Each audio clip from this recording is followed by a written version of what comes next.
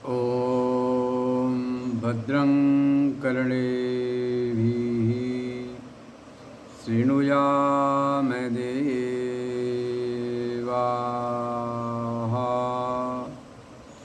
भद्रं पश्येमाक्षभिर्यजत्राः स्थिरैरङ्गैस्तुष्टुवाग्वंशस्तेनो हि व्यसेमदेवहितं यदायुः स्वस्ति न इन्द्रो वृद्धश्रवाः स्वस्ति नः पूषा विश्ववेदाः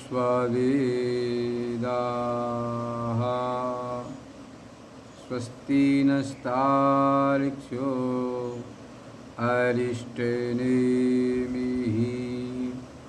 स्वस्ति नो बृहस्पतिर्ददातु ॐ शान्ति शांति शांति। पतित पावनी कलुष भंगिनी गंगा के तट पर संवस्थित श्री विद्यालोक न्यास स्वाध्याय श्रवण कर रहे ब्रह्मसूत्र के द्वितीय अध्याय के प्रथम पाद का 30वां सूत्र सर्वोपेताधिकरण। सर्वोपेता च तद्दर्शनात्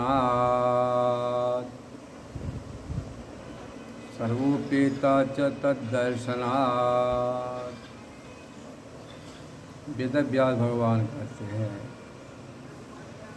कि वह जो परमात्मा है सर्वशक्ति संपन्न है। सर्व मतलब जितनी भी शक्तियाँ हैं, संसार का सर्जन, पालन, उपसंहार, सर्वज्ञत्व वाली शक्ति ऐसा देखा जाता है। सर्वकर्मा सर्वकाम सर्वगंध सर्वस सर्वविदम अभ्यातो अवाकी अनादर श्रुति है। छांदोग्य उपनिषद के तीसरे अध्याय के 14वें खंड में कहा गया है, सर्व कर्म सारे कर्मों करने वाला है, सारी कामनाओं को संपूर्ण करता है, रसों से संपूर्ण है, पूरा ब्रह्मांड को अव्याप्तो मतलब व्याप्त किया हुआ है। अवाकी अनादर वाक कर्मेंद्रियों से रहित है, निष्काम है। अनादर मतलब निष्काम है। सत्य काम सत्य संकल्प और परमात्मा सत्य कामना वाला सत्य संकल्प वाला है।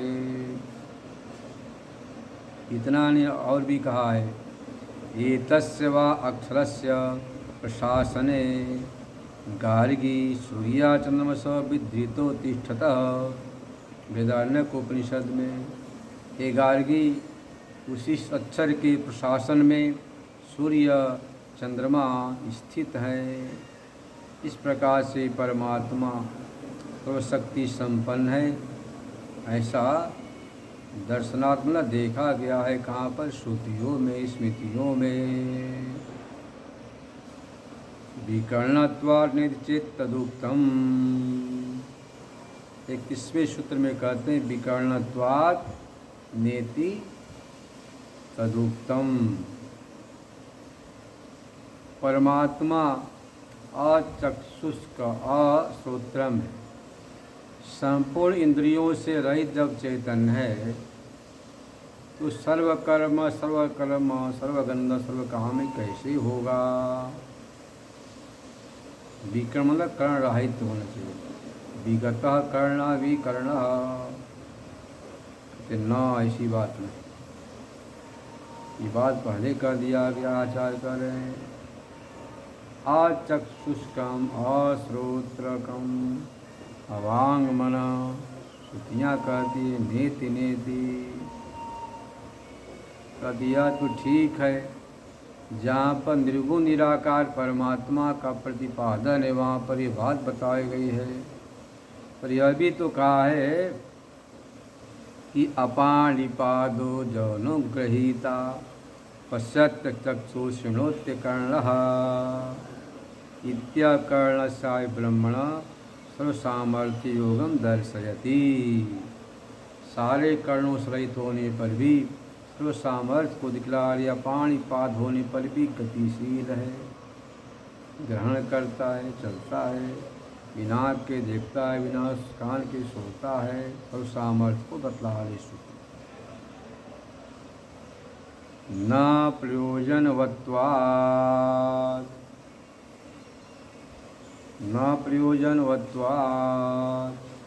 नवल ब्रह्म जगत का कर्ता नहीं हो सकता है, क्योंकि सामान्य नियम है कि अत्यंत मंदोपि प्रयोजनम अनुद्दिश्य कार्यम न कुरुते।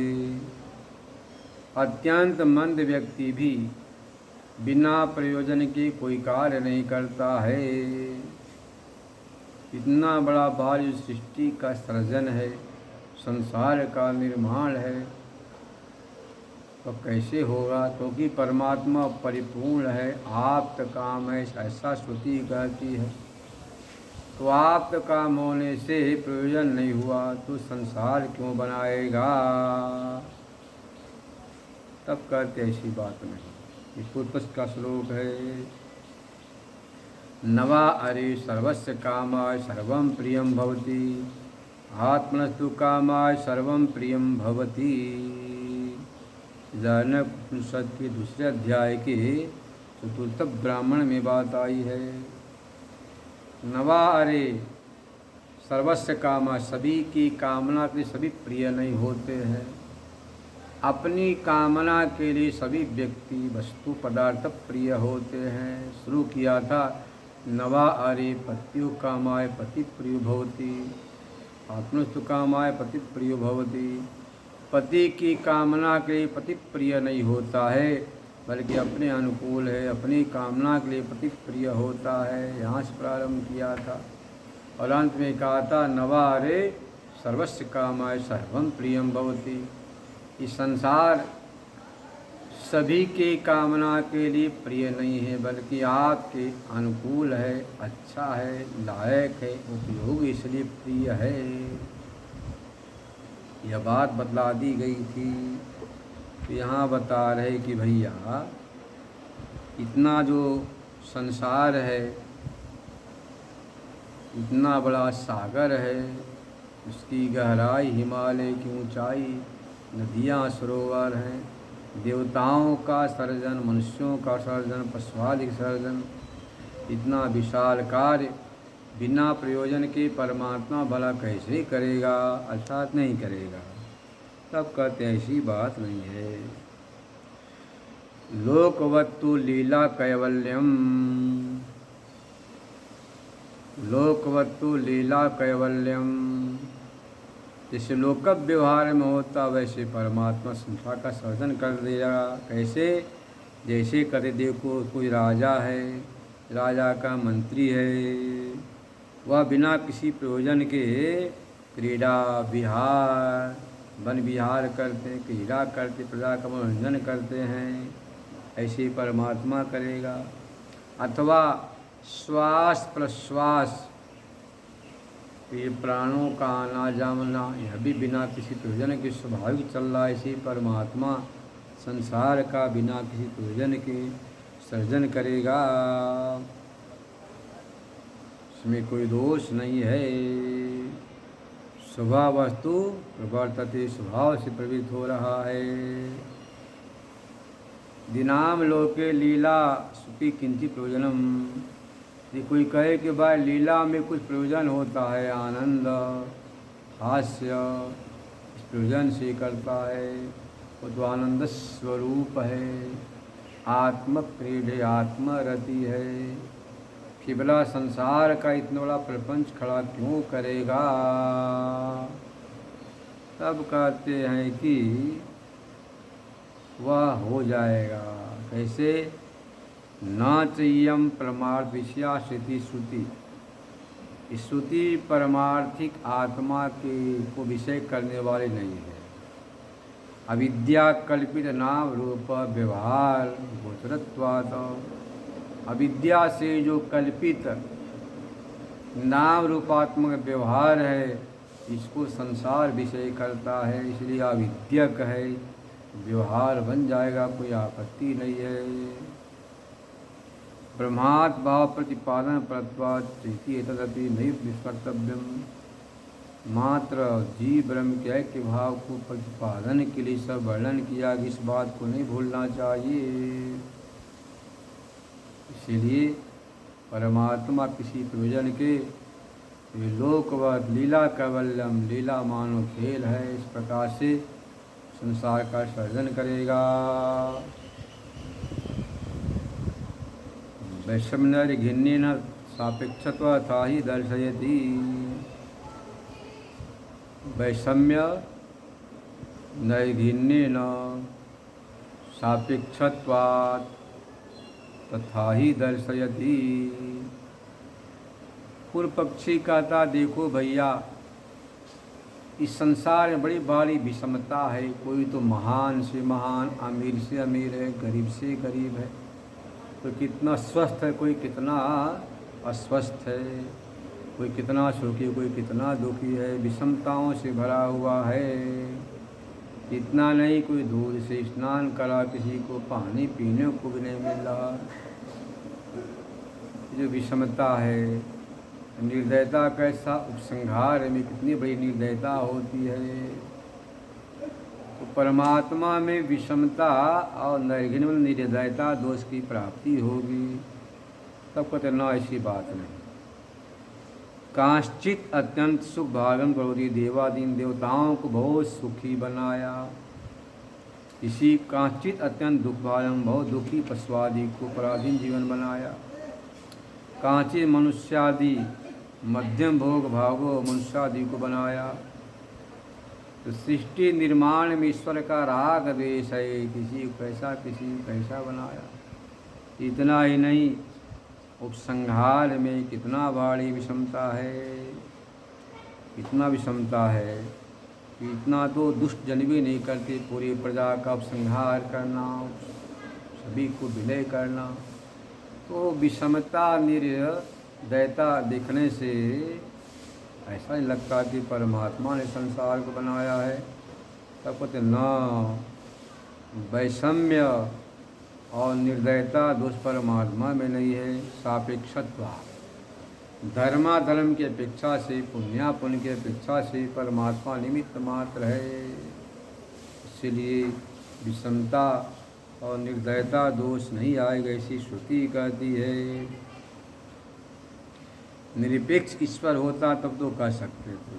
सापेक्षो ईश्वर विस्मम सृष्टि निर्निमिते, सापेक्ष कर्म सापेक्ष है। धर्माधर्म अपेक्षा से हम ऐसा कहेंगे। ईश्वरस्तु पर्जन्यवत द्रष्टव्य, ईश्वर पर्जन्य मतलब बादल के समान, जैसे जले वृष्टि थले वृष्टि। जब वर्षा होती है तो चाहे जल हो, सागर हो, नदियाँ हो, चाहे रेगिस्तान, सभी जगह वर्षा होती है, उसमें कोई भी क्षमता नहीं है। पर्जन्यवत है, मेघ के समान है, समान भाव। यताई पर्जन्यो व्रीहि यवाद शीतो साधारण कारणम बहुत व्रीहवाद वे सम्य तो तत् बीजगतानी।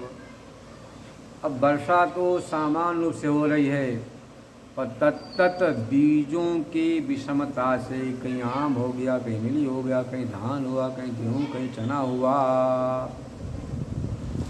तो बीज के विषमता से फल में, पौधा में विषमता देखी जाती है। ऐसे अविद्या वासना कर्म की विषमता से संसार विषमता, सुख दुखादि देखे जाते हैं। परमेश्वर तो मेघ के समान समान भाव है, उसमें कोई दोष नहीं है, साधारण का ईश्वर है। कहा भी गया है न्याय दर्शन में, ईश्वस्तु तद ज्ञान इच्छा, ईश्वर उसका ज्ञान, उसकी इच्छा। प्राग भाव प्रतिबंधिका भाव, कालो दृष्ट काल अधिष्म धर्माधर्म दिगिव दिशा, इसका धारण कारण 8 माने गए। साधारण कारण है, सामान्य कारण है। वही परमात्मा श्रुति कहती है, ये सेवा साधु कर्म कालजम ये में लोके निसते, जिनको ऊपर लोग को उठाना चाहता उन्हें सत्कर्म करवाता है, पुण्य कर्म करवाता है। ये सेवा साधु कर्म कारयति यम अधो निनिसते, और जिसको गिराता है उसको असाधु कुत्सित कर्म करवाता है, इसका फल दुख होता है। पुण्येन वै पुण्येन पुण्यो वै पुण्येन कर्मणा भवति पाप पापकेन, पुण्य कर्म से पुण्य लोक को प्राप्त करता है, पापीय कर्मों से नरकादि पापीय लोकों को प्राप्त करता है। स्मृति भी कहती है, प्राणी कर्म विशेष अपेक्षा निवीश्वर अनुग्रहित्व निगृहित्व दर्शयति, प्राणी कर्मों की अपेक्षा ईश्वर में अनुग्रह और निग्रह देखा जाता है। भगवान ने गीता में स्पष्ट कर दिया है, ये यथा माम प्रपद्यन्ते तांतति भजाम्यहम्। जो मनुष्य जैसा कर्म करता उसी कर्मानुसार सुखी और दुखी होता है। इसीलिए वैषम्य नरघिन नामक दोष उसको प्राप्त नहीं होगा, तो कर्म सापेक्ष है, धर्माधर्म पाप पुण्य से सापेक्ष है। सृष्टि ही न कर्म अविभागा इति चेत न अनादित्वात्,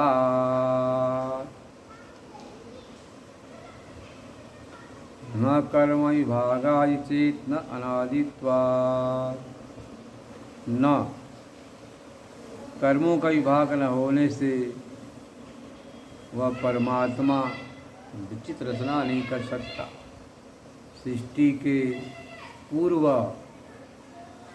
सभी जीवात्मा उस सत्य के साथ तादात्म्य को प्राप्त हो जाते हैं, कर्मों का विभाग नहीं होता है। ऐसा कोई कहे, कहते न, अनादित्व अनादि होने से कर्मों का विभाग बन जाएगा। सदेशोमिदमग्र आसीत एकमेवा द्वितीयम, ये सौम्य सृष्टि के उत्पन्न होने के पहले, व्याकृत होने के पहले संसार कैसा था? तो एकमेवा द्वितीय था। प्राक सृष्टि विभाग बताया गया है। कर्म की अपेक्षा से विषम सृष्टि भी कैसे होगी? सृष्टि के उत्तर फिर आपको काल शरीरादि भाग की अपेक्षा होगा, कर्म होगा, कर्म अपेक्षा शरीर होगा, अन्याश्रय दोष प्राप्त होगा।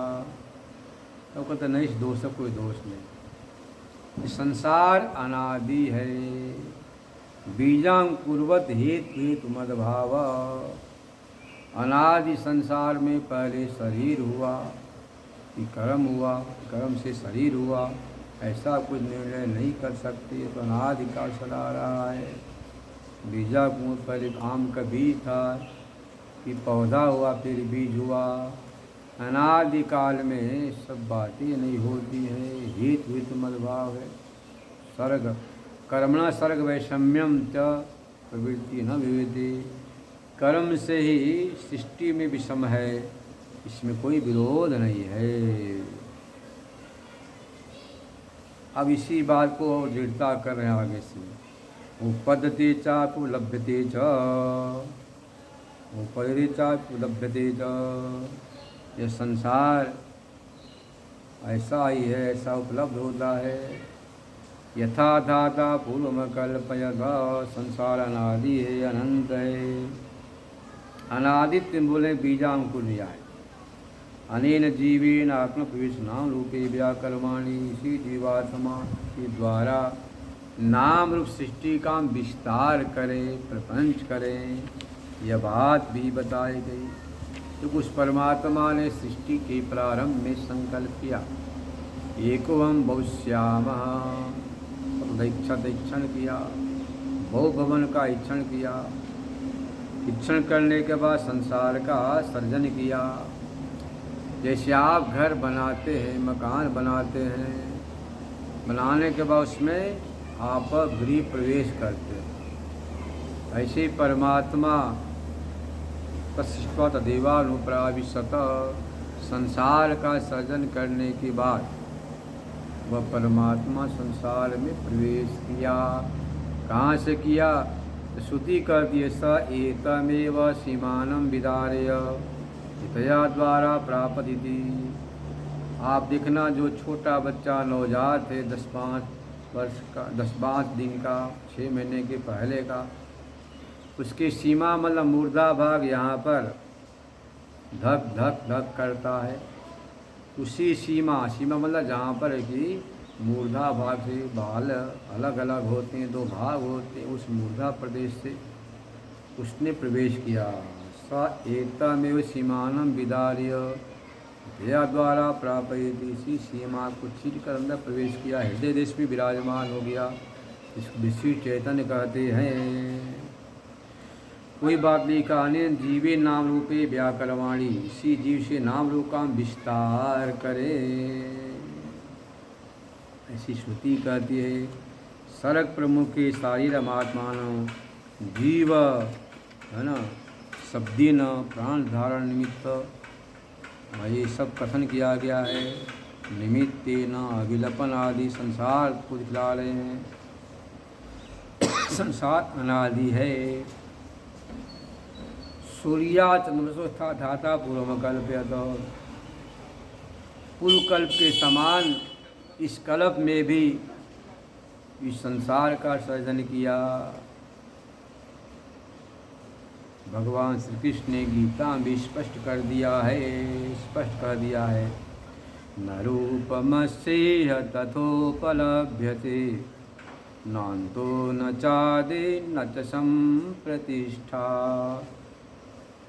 इस संसार का स्वरूप जैसा देखते हो वैसा नहीं है, इसका आदि नहीं अंत नहीं है, अनिर्वचनीय संसार है। पुराणे च अतीत अनागतम, कल्पानां च न परिणामतीति स्थापितम।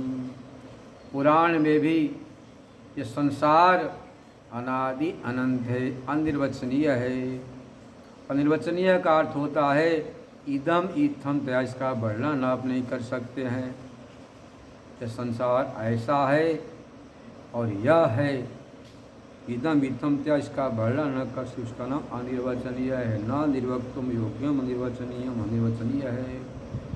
न सत्य कह सकते क्योंकि बाद होता, सत्य नहीं कह सकते। असत नहीं कह सकते क्योंकि प्रतीत होता है। वो भी आत्मक भी नहीं कर सकते क्योंकि दोनों का विरोध है। अनुभव तो हो ही नहीं सकता है प्रतीयमान होने से। तो संसार महान अनिर्वचनीय है। इस बात को गीता में बता दिया भगवान श्री कृष्ण ने। सर्वधर्मोपत्तिश्च, सर्वधर्मोपत्तिश्च, यहाँ तक तो तर्क वितर्क से एक सब खंडन मंडन किया।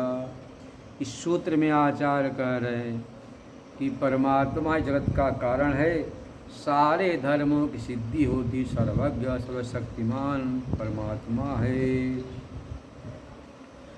चेतनम ब्रह्म जगत कारणम प्रकृतिश्च यस्मिन् अवधारिते वेदार्थे। अभिनिमित्तोपादान कारण चेतन ब्रह्म है जगत का, ऐसा निश्चय कर दिया। दूसरे से आक्षिप्त लक्षणत्वादी दोषों को निराकरण किया। इस समय परपक्ष प्रतिषेध प्रधान प्रकरणम, यह प्रकरण क्या परपक्ष प्रतिषेध प्रधान प्रकरण है, दूसरे पक्ष का खंडनात्मक प्रकरण है। स्वपक्ष के परिग्रह प्रधान प्रकरण को उपसंहार करते हैं। ये समात अस्मिन् ब्रह्मणि, जिसका ब्रह्म में, ये समात अस्मिन् ब्रह्मणि, इस ब्रह्म में, कारणे परिगृह्यमाणे प्रदर्शितेन प्रकरणेन सर्वकारण धर्मापपद्यन्ते सर्वज्ञं सर्वशक्ति महामाच ब्रह्म। तस्मात् अनतिशंकनीयम इदम औपनिषदम दर्शनमिति। देखो भाई, ब्रह्म इन सबका कारण है, सारे कारण धर्म इसमें सिद्ध होते हैं। सर्वज्ञ है, सर्वशक्तिमान है, महामाया है, श्रुति कहती है। सर्वज्ञम सर्वशक्तिमान महामायम च ब्रह्मा, इसलिए कोई आपत्ति नहीं है। ब्रह्म ही इस संसार का सर्जन करता है। वही एकमेव अद्वितीय चैतन्य है जो पूरे संसार का निर्माण करके पुनः उसमें प्रविष्ट हो गया। श्रुति स्पष्ट कहती है, तस्यैवा तदेवानुप्राविशत। इस संसार का सर्जन करके पुनः वही परमात्मा संसार में प्रविष्ट हुआ। इसीलिए आचार्य कहते हैं, जीवो ब्रह्मैव नापरः। आचार्य कहते, देखो भाई, श्लोकार्धेन प्रवक्ष्यामि यदुक्तं ग्रंथकोटिभिः। सत्यं ब्रह्म जगन मिथ्या जीवो ब्रह्मैव नापरः। आचार्य कहते, देखो भाई, आधे श्लोक से मैं सारी बात बता रहा हूँ, करोड़ों ग्रंथों में बताया गया है। ब्रह्म सत्य है, जगत मिथ्या, मतलब जगत व्यवहारिक है, काल्पनिक है। आपके कल्पना पर, मनोराज पर संसार आधारित है। जिसको आप बहुत प्रिय कहते, वही जो आपकी आंखों का तारा है, कल आपसे किनारा हो जाएगा। आप देखना नहीं चाहेंगे, उसकी बात सुनना नहीं चाहेंगे। जो बहुत आपसे किनारे की स्वार्थ बस वही आपका प्यारा हो जाता है। ये जो जगत है बड़ा विलक्षण है। तो सत्य ब्रह्म है, जगत मिथ्या है। जीवो ब्रह्मैव, उसी ब्रह्म ने संसार में प्रवेश किया। हांतिमा तीसरो देवता नाम रूपे व्याकरण श्रुति कर्म, तीन देवता जो मतलब तेज भावापन्न, वायु भावापन्न, जल भावापन्न, पृथ्वी भावापन्न जो ब्रह्म है, वही ब्रह्म संसार का विस्तार किया। तो वेदांत का सिद्धांत है, कण कण में परमात्मा की व्याप्ति, जन जन में परमात्मा की व्याप्ति, क्षण क्षण में परमात्मा की व्याप्ति। यह बात समझ में आ जाए तो आपको अनुभव होने लग जाएगा। सिया राम मैं सब जग जानी, करो प्रणाम जोरी जुग पानी का प्रत्यक्ष अनुभव होने लग जाएगा। चैतन्य से बाहर कोई चीज़ है ही नहीं। एक चैतन्य सब कुछ है, एक ब्रह्मी सब कुछ है, दूसरी कोई चीज़ है ही नहीं। प्रज्ञानम ब्रह्मा, अज्ञानी जीव मात्र छोटे बच्चे के समान आकृतियों में, आकार में, प्रकार में, नाम में दुराग्रह करता है। जैसे दीपावली के दिनों में तरह तरह की मिठाइयाँ बनती हैं। एक शेर छाप होता, हाथी छाप, घोड़ा छाप, है ना, और कोयल छाप, हंस छाप। बड़े को मालूम है कि नाम अलग अलग है पर सब मिठाइयाँ एक ही है। तो बालक रोता है, नहीं नहीं दादाजी पितामह, हमें तो शेर छापी मिठाई चाहिए। दूसरा कहता नहीं, हमें तो बस हाथी छाप चाहिए। आप समझाते हो, दुकानदार कहता है बेटा सब एक ही है, स्वाद भी एक ही है, चीज़ एक ही, केवल आकार प्रकार अलग अलग नहीं। हम तो हाथी छापे लें, हम तो शेर छापे लें। कोई बात यहाँ पर चैतन्य की व्याप्ति सर्वत्र है, वही सर्वत्र है, प्रत्येक प्राणियों में है, प्रत्येक क्षण क्षण में है, प्रत्येक जन जन प्राणियों में, सभी जगह है, सभी देश में, सभी काल में, सभी प्राणियों में है। और इसका अनुभव होने से आप आग्रह दुराग्रह करके संसार में सुखी और दुखी होते रहते। इसी का नाम अज्ञान है। जैसे आप बार बार वेदांत का श्रवण करते हैं, मनन निध्यासन करते हैं, आपकी बुद्धि आकार से, प्रकार से, आकृतियों से, नाम रूप से अलग हो जाती है, बल्कि आकार, प्रकार, आकृतियों का जो अधिष्ठान चेतन है उस पर बुद्धि ठहर जाती है, अध्यास से बुद्धि निवृत्त हो जाती है, तो आप परम आनंद को उपलब्ध हो जाते हैं। इसका श्रवण करेंगे। ओम पूर्णमद पूर्णमिदं पूर्णात् पूर्णमुदच्यते पूर्णस्य पूर्णमादाय पूर्णमेवावशिष्यते। ओम शांति शांति शांति।